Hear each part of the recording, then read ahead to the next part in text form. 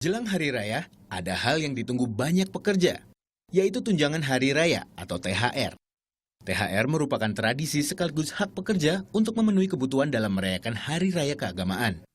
Aturannya terdapat dalam Peraturan Menteri Tenaga Kerja tentang tunjangan Hari Raya keagamaan bagi pekerja dan perusahaan. Dalam aturan, THR harus dibagi paling lambat 7 hari sebelum Hari Raya.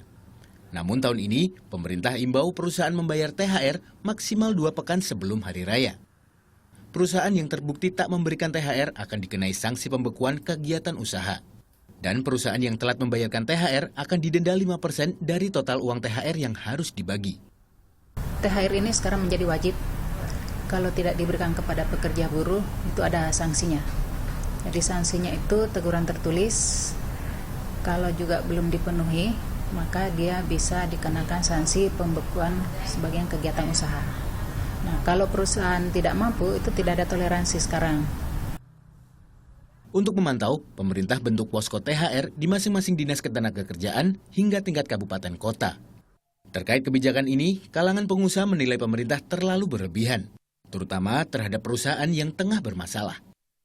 Ya perlu diantisipasi, misalnya juga perusahaan yang terkait dengan usaha kecil, misalnya usaha menengah kecil yang memang mereka mengalami pelambatan ekonomi ini, mereka nggak sempat menyiapkan untuk THR misalnya, ini kan juga harus dibicarakan begitu. Jadi harus lihat kondisinya juga lah. Sebaliknya, kalangan pekerja menyambut baik kebijakan ini, karena di hari raya kebutuhan pun meningkat. Kalau bulan Lebaran itu ya, itu untuk khususnya kebutuhan sehari-hari untuk keluarga sebelum Lebaran, kayak beli roti, beli baju buat anak, buat keluarga, itu sangat penting sekali. Bagi karyawan sendiri, kalau mau pulang kampung kan bisa digunakan uangnya. Terus beli baju baru kan butuh uang. Sesuai Peraturan Menteri Ketenagakerjaan Nomor 6 Tahun 2016 tentang tunjangan Hari Raya, karyawan yang berhak menerima THR adalah karyawan yang telah mencapai masa kerja 1 bulan secara terus-menerus atau lebih. Pekerja yang telah mencapai masa kerja 1 tahun berhak mendapatkan THR sebesar 1 kali gaji. Sementara yang belum mencapai 1 tahun dihitung secara proporsional sesuai masa kerja.